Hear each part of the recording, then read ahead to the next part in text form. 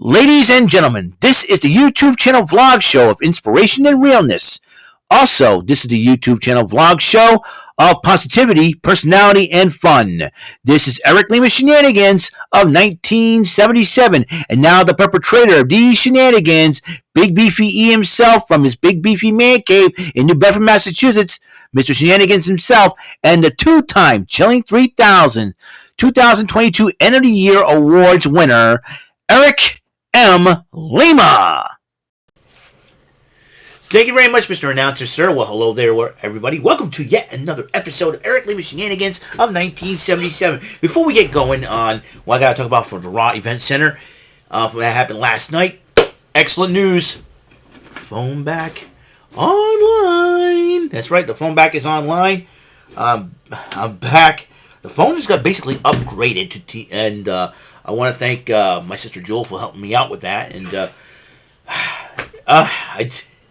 I do apologize for everyone out there who've watched the live stream that Jordan was on last night. I'm not going to mention the other person's name. I have respect for him, and I want to apologize to everybody in the live chat over there, and for my outburst and anger. I want to thank everybody, but I want to thank. So again, I want to apologize for that and say thank you. And whoever my new 4 subscribers, I was at 123 subscribers, and I had 4 more new subscribers. I want to say thank you guys, and welcome to my YouTube show, my brand new YouTube show. I'm excited. Let's get going. Now that everything's back on track, I can think clearly now. I can see clearly now. The rain is gone. Okay, enough singing. I like the Jimmy Cliff version of that song, by the way. Because it's from Cool Runnings. I love Cool Runnings. It's a cool, fun one. I just did some cool Runnings, Coast and Chilling Majority. So let's get going, shall we, on Raw last night. Now, Raw was a little bit crazy.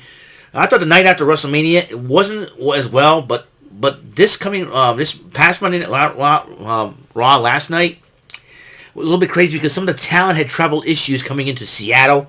I don't know if it's the weather or what. Don't know what the heck is going on. So, WWE Hall of Famer Rey Mysterio, a newly minted Hall of Famer Rey Mysterio, kicked off Monday Night Raw, addressing the crowd, and then he was addressing the situation with Bad Bunny, and Damian Priest, Judgment Day, right? Dominic Mysterio comes out, starts trashing his dad, which is disrespectful, as always. What a jerk Dominic Mysterio was. And he says you should never turn your back on Bad Bunny. Looks like Bad Bunny may have some friends in high places, or Bad Bunny can really go in the ring. Anyways, so he says, I'm not going to fight you, because Ray challenged him again. He said, I'm not going to fight you. I know who will. Finn Balor. Finn Balor had 14 stitches to his head. He's going to be fighting a couple weeks after WrestleMania. Guy's a nutcake. Anyways, the two fought out. It was a dream matchup. Finn Balor, who was big in Japan, he was the original leader of the original Bullet Club, was known as Fergal Devitt. These two went at it, but Dominic got involved, used a chain to punch his father out, which is really, really mean, and ended up costing Finn Balor the matchup. Ended up costing Rey Mysterio the matchup. Finn Balor wins the match. And Kathy Kelly was interviewing Alpha Academy as they go in a tag match against the Usos. And it seems like Otis is still doing the modeling thing, and Maxine Dupree interrupts him, and it's all craziness. So, anyways, and then during that time, Lita was attacked, and Raquel Rodriguez and Liv Morgan calling for help and all that. And Trish and Becky came at the last moment. I don't know. They accused Raquel and Liv Morgan and all that, because they have a lot of respect. Here's the crazy part. A friend of mine, Bob Mendel, had just realized that Purchase Street Records had a hoodie. They were selling hoodies and clothing. Trish Stratus was wearing the hoodie, which was and that's huge. That's huge for Purchase Street Records, because they see that. It's like free advertising almost. It's like, oh, Trish Stratus wore that hoodie, So it's really cool. And shout out to Purchase Street Records. I got to visit there one of these days. And shout out to Bob Mendel. And I'm sure my son Aiden was one of the guys, one of my YouTube followers. And shout out to the Mendel family. They're awesome. Anyways, then Byron Saxton interviewed Becky Lynch, was not in a good mood As it is, we don't know who attacked, and then Trish Stratus says she'll fill in.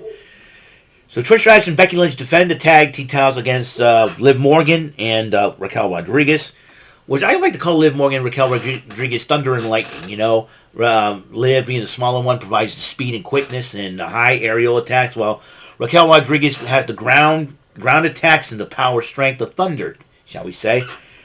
And we have new tag team champions, Liv Morgan and Raquel Rodriguez. They made the pin on Trish Stratus. After the match with Trish, Becky's trying to console Trish and everything else, and Trish says she did. And then Trish attacked her from behind. Now, a lot of people say this was going to happen, and it doesn't surprise me.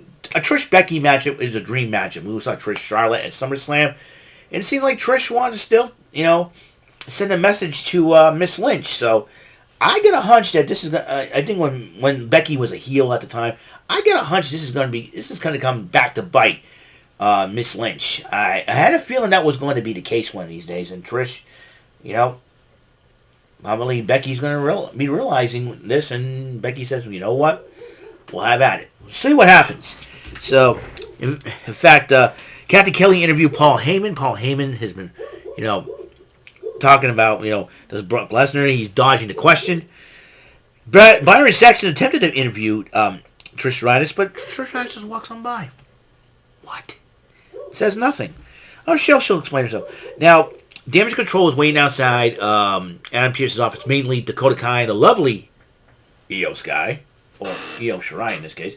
I got my Io Sky shirt. Anyways, and then Bayley comes out and says, "Hey, we're trying to get us back together and, get a tag team title rematch, but they gave me, Adam Pearce offered me an opportunity for a triple threat match against me, Chin Me, Yim, and Piper Niven. But then Io goes, no, you had too many opportunities. One of us should get a shot."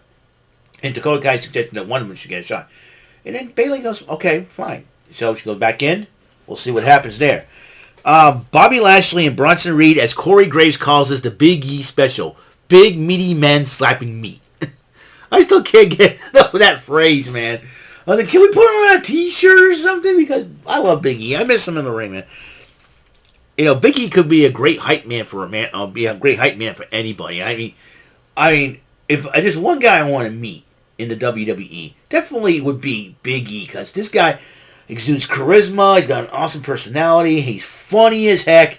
He your uncle and your daddy, because the New Day was one of my favorite current tag teams, because they are funny, hilarious. I know Kofi and Big E are nursing injuries right now. Guys, get better. We miss you out there. We missed the New Day together because they were hilarious. And Bobby Lashley and Bronson Reed beat the snot out of each other to the point where they were both counted out. So I believe there's a new feud between. I'll tell you one thing. Lashley and Reed, come on. This is good stuff. But Cody Rhodes responds to Brock Lesnar's attack by challenging him to a match at Backlash. Corey Graves says, is Cody Rhodes out of his mind? No, Cody Rhodes wants to finish the story. He knows there's an obstacle in his way, and that'll be Brock Lesnar. I would not be surprised that Paul Heyman planned all it. I mean, I'm dead serious. I think Paul Heyman planned all this, to be honest with you. I'm at that point where Paul Heyman is the prime suspect in all this. Trust me on that one. Well, then they have the Alpha Academy versus the Usos, and the Usos won the matchup. No surprise there. Usos, listen, they had a great run at the tag team titles over 600 some odd days, surpassing both New Day and Demolition. And I'll tell you one thing: when you have twin brother teams like the Usos, they're in sync. Usos, I gotta get salute the Usos, man. Then the number one contenders triple threat match: Io Sky, the lovely Io Sky, right here. Me, Chin Me, Yim, and Piper Niven. Io Sky won the matchup. She's got a right to challenge Bianca Belair for the Raw Women's Championship, but will it be at Backlash? That's what I'm thinking. Bianca Belair and Io Sky could be a heck of a matchup. You got Io Sky, very high flying, very quick with the speed. You got Bianca Belair with the power, or ground again. So this is a complement, different contrast in styles. And I'll tell you what, though, next Raw Women's Champion right here, my girl, Io Sky. Io Sky right here. But I got the Io Shirai shirt when she was in NXT. But my girl right here, she's going to win. Okay. Then the main event, Kevin Owens and Byron Saxton did interview Kevin Owens. Kevin Owens was determined to beat Solo Sikoa. Kevin Owens goes one-on-one with Solo Sikoa. Heck of a matchup. But Solo Sikoa wins the matchup because the Usos got involved during the matchup.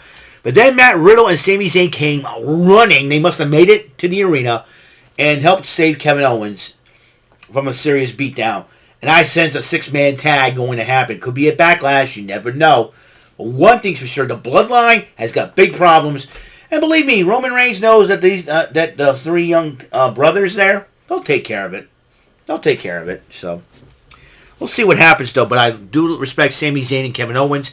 They're awesome as a tag team. Matt Riddle, bro, coming back, doing the thing. I'll tell you what. It's going to be something. Well, NXT is going to be interesting tonight because there is going to be a great women's matchup as Sol Ruka, the up-and-coming upstart of NXT, goes one-on-one with Miss Tiffany Stratton. Going to be a heck of a matchup, I do believe. And it's good. I mean, both women are tall, athletic, and I mean, it's good. And they both know. I think they're both gymnasts, if I'm not mistaken. So this is going to be. I think this match is going to steal the show on the card. I don't know if there are other matches happening on the card. I'm going to find out for once. And there we go. Unlock the device. Never thought that would happen. Okay, and let's see what's. See, left open. Okay, I want to see. Search WWE NXT. I want to see NXT. Whoops. B. No. Okay, here we go. Let's see. All right. So a fatal 4-way tonight on NXT. A fatal 4-way matchup before for the number 1 contenders matchup for the Carmelo Hayes' NXT title.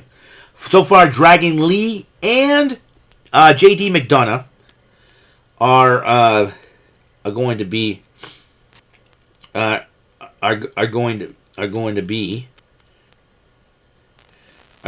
the matchup, but there's 2 spots left.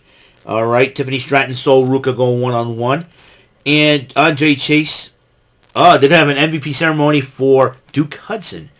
And Ilya Dragunov will go one-on-one with Von Wagner tonight. But the stipulation is this. If Von Wagner loses the matchup, the partnership between him and Mr. Stone will be no more. And Cora Jade will address the NXT Universe. And then a championship rematch for the NXT Women's Tag Titles on the line as the new tag champions, the Scottish Sorceresses, I like to call them, because it's Alba Fire and Isla Dawn, since they are from Scotland, to defend against the Odd Couple tag team of Kiana James and Fallon Henley. So that is going to be great. 4 great matches on the card for NXT. I'm excited about that. So it's going to be a heck of a matchup. So that will be it. All right, this is episode 496. We're 4 episodes away from 500. It's going to reach that goal this week. I can breathe, relax. So I do apologize for my attitude for the last 1.5 days. So I'm back, better than ever. Let's do this thing. All right. So that's all the time we have on the show. Next up, episode 497, the 31st episode of Trebek Tuesday. I got to get that going. So I will see you guys later. Until the next episode comes rolling around, Mr. Announcer, please take us home. That is all for today's episode of the show. This is Mr. Lima speaking for Eric Lima Shenanigans of 1977. A Big Beefy E, do it for Bob Saget production. And in association with A Sweet Bowl for Raving Dingleberries Telepictures and Distribution. Thank you for watching another great episode of Eric Lima Shenanigans of 1977. Until the next episode, goodbye for now.